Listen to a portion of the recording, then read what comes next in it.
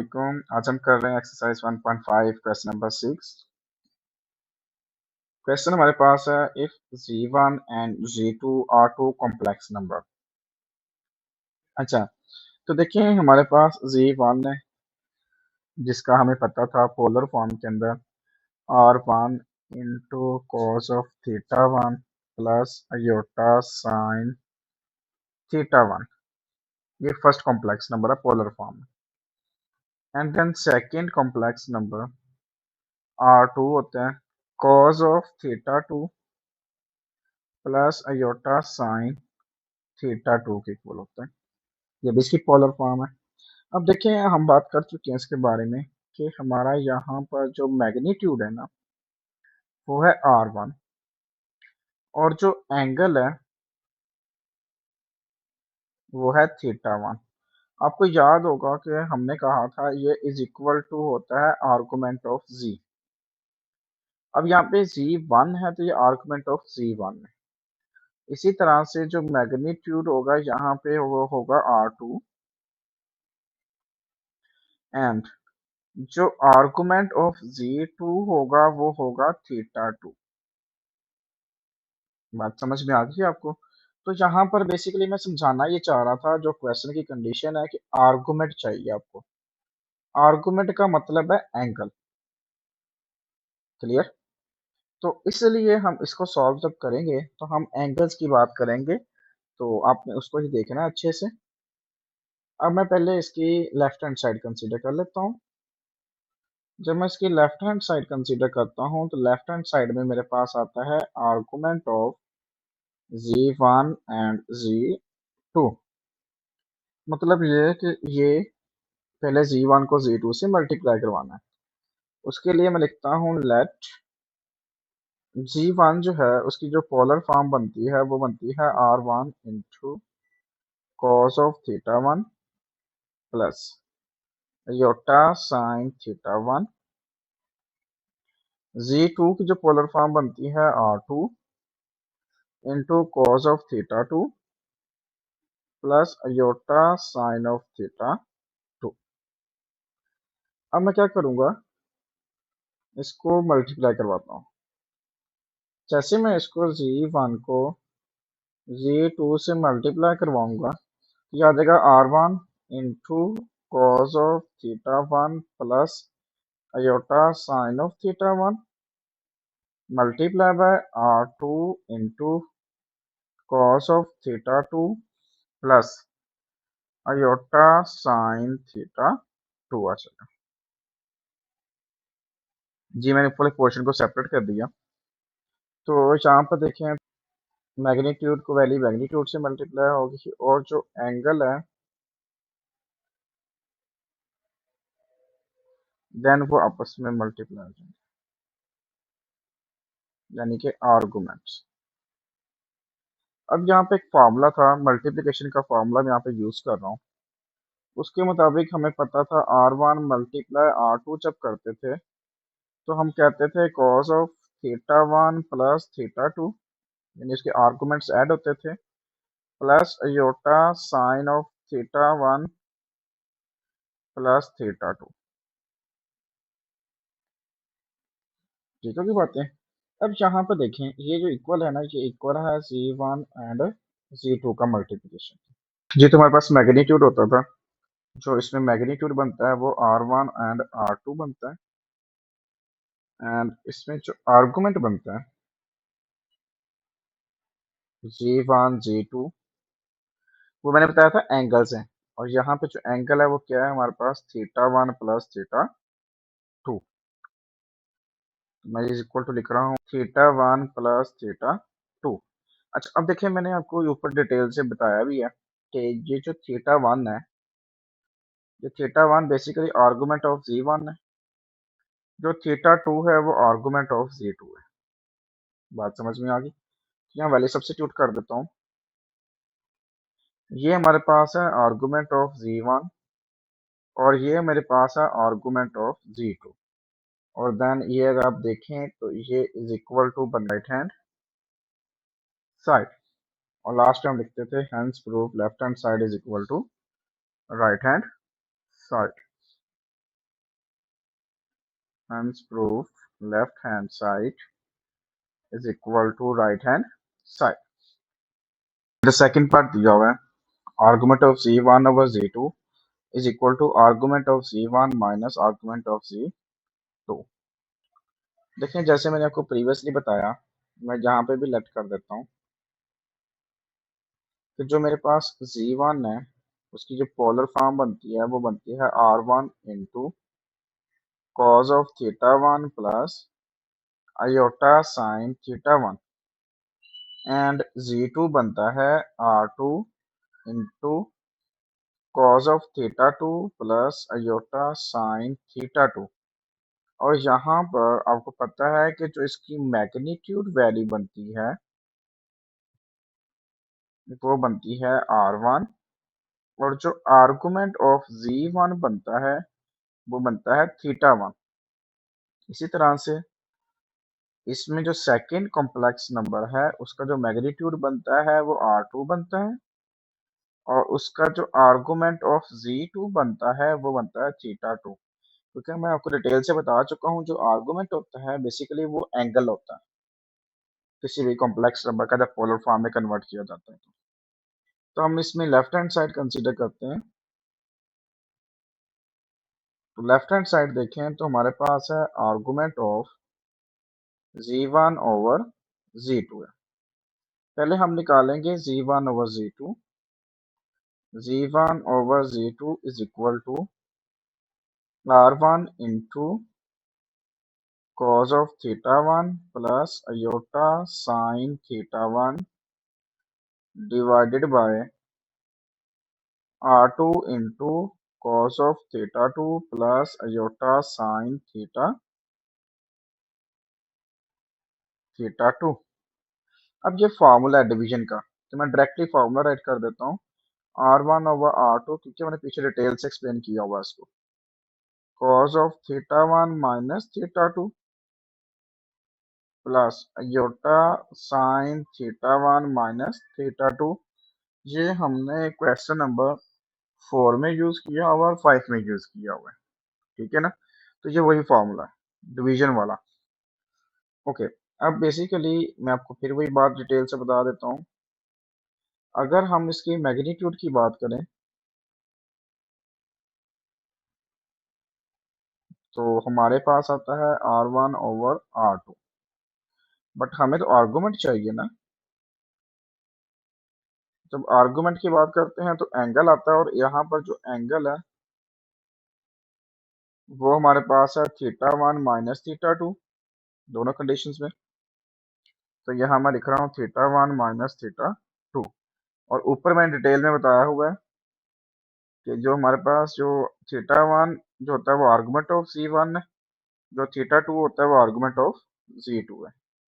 तो हम value put कर दें, ये हो गया argument of z one minus argument of z two और आप ये देखें तो ये is equal to right hand side बन गया। एंड लास्ट में हम लिखते हैं hence proof left hand side is equal to right hand side.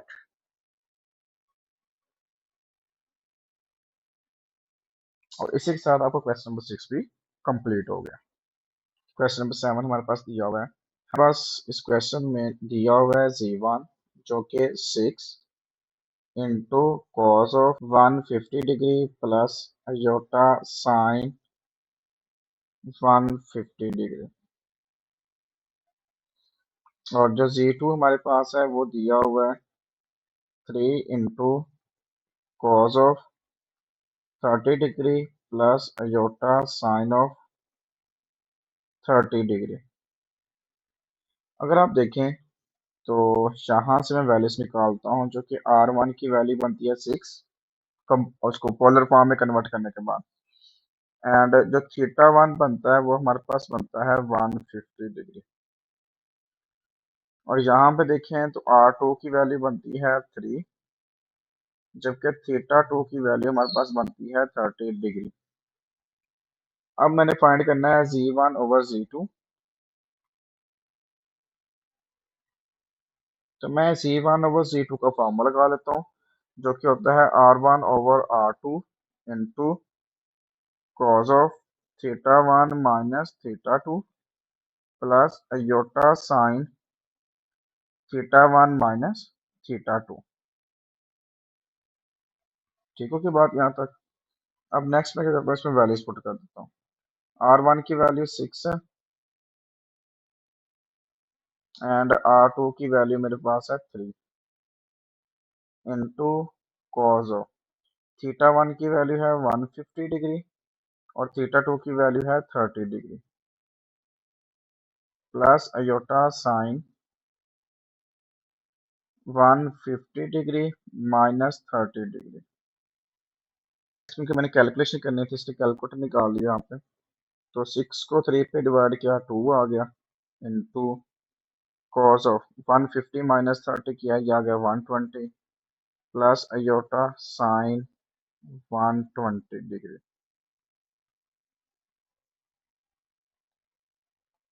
Okay next मेरे पास आ गया 2। अब cos 120 निकालते हैं। cos 120 डिग्री -1/2 आता है, यानी कि -0.5 या -1/2 प्लस अयोटा साइन 120 डिग्री निकालते हैं तो ये आता है √3/2 √3/2। नेक्स्ट देखें तो जब ये 2 को मल्टीप्लाई करवाएंगे 2 मल्टीप्लाई -1/2 तो -1 आ जाएगा प्लस 2 को मल्टीप्लाई करवाएंगे √3 डिवाइडेड बाय 2। ये सिंपल √3 और साथ ही आ जाएगा अयोटा। क्योंकि आप देखें क्वेश्चन की जो स्टेटमेंट थी ना वो ये थी कि आपने डिवाइड करवा दिया और जो आंसर है ना वो x प्लस अयोटा वाई की फॉर्म में आना चाहिए। इसी के साथ आपको क्वेश्चन नंबर 7 भी कंप्लीट हो गया जी। हमारे पास क्वेश्चन नंबर 8 है। z1 इसमें भी गिवन है। हम फर्स्ट ऑफ ऑल z1 लिखते हैं। अगर z1 की बात की जाए तो वो होता है 2 into cos of 60 degree plus iota sine of 60 degree. And z2 की बात करते हैं तो z2 हमारे पास दिया हुआ है 5 into cos of 90 plus iota sine of 90। और यहाँ से फिर वैल्यूज की बात करता हूँ। देन R1 जो है वो 2 है, यहाँ से जो R2 होगा वो कितना होगा 5। सिमिलरली यहाँ से जो थीटा 1 है वो हमारा है 60 डिग्री एंड देन जो थीटा 2 है वो हमारा है 90 डिग्री। वैल्यूज मिल गई ना आपको, वो पोलर फॉर्म से कंपैरिजन करने के बाद। अब हमने क्योंकि करना है इस क्वेश्चन को मल्टीप्लाई, तो इसका मतलब इसमें मल्टीप्लिकेशन का फॉर्मूला लगेगा z1 मल्टीप्लाई z2। इसका फार्मूला हमने पढ़ा हुआ है R1 multiply R2 into cos of theta 1 plus theta 2। Argument add होते थे ना हमारे पास, iota sine theta 1 plus theta 2 then bracket close. इस फॉर्मूले में हम वैल्यू सब्स्टिट्यूट कर देते हैं। देन R1 की वैल्यू हमारे पास है 2 इंटू R2 की value 5 into cos of theta 1 की वैल्यू है 60 डिग्री प्लस थीटा 2 की वैल्यू 90 डिग्री। इसी तरह थीटा 1 की वैल्यू 60 डिग्री, थीटा 2 की value 90 degree and then bracket close. 2 5s are 10 into cos of 60 plus 90 150 होता है। सिंपल कैलकुलेशन तो खुद कर लिया करें विदाउट कैलकुलेटर, ये भी 150 डिग्री। अब हम इसको आगे सॉल्व करेंगे x प्लस वाई ओटा की फॉर्म बनाने के लिए। तो cos 150 निकालते हैं जो कि हमारे पास आता है -√3 डिवाइडेड बाय 2 साइन 150 डिग्री जो कि 1/2 होता है। अगर आप नेक्स्ट देखें तो 10 को दोनों से मल्टीप्लाई करवा देते हैं। लास्ट पार्ट तो मैंने आपको कैलकुलेटर से करवा दिया था ना, इसको बगैर कैलकुलेटर करवाता हूँ ताकि आपको समझ आ जाए दोनों condition. Two one jar two, two five jar 10, two one jar two, two five jar 10। Next आ गया -5 स्क्वायर रूट 3 प्लस 5 अयोटा। ये बन गया x प्लस वाई अयोटा की फॉर्म। और इसी के साथ आपको क्वेश्चन नंबर 8 भी कंप्लीट हो गया। क्वेश्चन नंबर 9 हमारे पास गिवन है, जिसमें हमें बताया गया है कि जी इज इक्वल टू -2 और -2 अयोटा। अच्छा, इसके बारे में हमें आइडिया है कि जो हमारा जी होता है बेसिकली वो होता है x प्लस वाई अयोटा की फॉर्म में, सबको पता है। यहाँ से कंपैरिजन करें तो x की वैल्यू आती है -2 और y की वैल्यू आती है -2। कि हमने फाइंड करना है मॉडुलस। मॉडुलस क्या होता था हमारे पास, z इस फॉर्म में लिखते थे और इसका फॉर्मूला होता था x का स्क्वायर प्लस y का स्क्वायर। इसलिए हमें x y की वैल्यूज चाहिए थी, तो मैंने इस तरह उसको कंपैरिजन करके आपको बता दिया। अब x की वैल्यू हमारे पास आती है जी -2 का स्क्वायर प्लस y की वैल्यू आती है -2 का square then square root 4 plus 4 then square root 4 plus 4 कितना होता है हमारे पास 8 होता है। अब देखें जो स्क्वायर रूट 8 होता है वो हमारे पास आता है 2 स्क्वायर रूट 2। तो इसका मतलब जो मॉडुलस आया वो हमारे पास आ गया 2 स्क्वायर रूट 2। अब जो सेकंड चीज मुझे फाइंड करनी है वो फाइंड करना है इसमें आर्गुमेंट। और आर्गुमेंट के बारे में हम डिटेल से बात कर चुके हैं कि जो आर्गुमेंट होता है बेसिकली वो एंगल होता है। मैं इसका भी फॉर्मूला लिख देता हूँ आपको। आर्गुमेंट, बेसिकली जो आर्गुमेंट होता है उसे हम लिखते थे argument of z is equal to theta. और थीटा जो होता था वो होता था tan inverse y over x। तो इस फॉर्मूले में वैल्यू पुट करते हैं हम। tan इनवर्स y की वैल्यू -2, x की वैल्यू -2, -2 ओवर -2। तो ये बनता है tan इनवर्स 1। अब देखिए शिफ्ट tan, तो tan इनवर्स बन गया 1 which is equal to 45 degree. Convert करें तो पाई बाय 4 बनता है रेडियन की फॉर्म। इसको देखें तो पाई बाय 4 आ गया। अब ना मैं क्वाड्रेंट वाइज बात कर लेता हूँ थोड़ी सी आपसे। ये हमारा क्वाड्रेंट होता है एक्स एक्सिस वाई एक्सिस की मदद से 4 क्वाड्रेंट बनते हैं। हमें पता है यहाँ पर x positive, x negative, y positive, y negative. अब ये जो 45 डिग्री है ना, ये तो हमारा आता है फर्स्ट क्वाड्रेंट। लेकिन अगर मैं क्वेश्चन देखूं, यहाँ पर तो एक्स भी नेगेटिव और वाई भी नेगेटिव है। तो x negative y and negative जो आता है वो तो आता है थर्ड क्वाड्रेंट में। बात समझ रहे हैं मेरी? तो हम क्या करते थे आपको याद होगा, अगर यहाँ पे सपोज डैट 45 डिग्री बनता है, 90 का हाफ होता है ना, तो इसका मतलब हमें इसकी रिफ्लेक्शन बनानी पड़ेगी ताकि वो थर्ड क्वाड्रेंट में आ जाए। और रिफ्लेक्शन बनाने का हमने तरीका पढ़ा था, हम उसमें 180 ऐड करते थे। तो इसलिए इसमें हम 180 ऐड करेंगे। बात क्लियर हो चुकी होगी मेरे ख्याल से। जब इसमें हम पाई ऐड करेंगे तो इसका एलसीएम ले लें। इसका एलसीएम क्या होता है, इसके नीचे 1 होता है जी। तो ये एलसीएम आ गया जी 4। ये आ गया pi plus 4 pi which is equal to 5 pi by 4। ये आपका इसका आर्गुमेंट फाइंड हो गया। लेकिन यहाँ पर एक चीज और देखें, मेरे पास ये 5 पाई बाय 4 है। इसको तो समझाने के लिए थोड़ा सा ये कह सकता हूँ 5 मल्टीप्लाई 180 डिवाइड बाय 4, ये बन गया 225।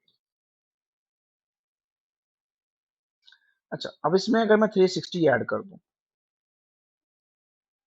585। ठीक है, के बाद अगर 225 डिग्री में हमने ऐड किया, अगर देखें मैं 555 के एंगल बनाऊं किसी भी क्वाड्रेंट के अंदर, तो कैसे बनेगा ये जो हमारे पास बनेगा, यहाँ से स्टार्ट करेंगे, यहाँ पे लाकर स्टॉप करेंगे, कितना बन गया 360। पीछे फिर 225 का बनेगा, वो फिर यहाँ पे आ गया। यानी इनिशियल फाइनल आर्म सेम है तो कहते हैं को टर्मिनल एंगल है। तो बात बताने का मतलब ये है कि इसमें 360 ऐड करते जाओगे तब भी एंगल वही बनना है दोबारा से। तो हमारे पास जो रिप्रेजेंट करने का फॉर्मूला होता है 360 को हम लिखते हैं 2 पाई। अगर 720 ऐड करूंगा तो लिखा जाएगा 4 पाई और 1080 ऐड करेंगे तो लिखा जाएगा 6 पाई। तो इसका एक जनरल फॉर्मूला होता है जिसे कहते हैं 2n पाई। जितनी रेवोल्यूशन बनती है वो n होता है, इसलिए मैं इसके साथ लिखूंगा 2n पाई। बिकॉज अगर नंबर ऑफ रेवोल्यूशन को ऐड भी कर दिया जाए तो एंगल सेम ही रहता है। तो ये हमारा इसका एग्जैक्ट आंसर बन गया और इसी के साथ आपका क्वेश्चन नंबर 9 भी कंप्लीट हो गया।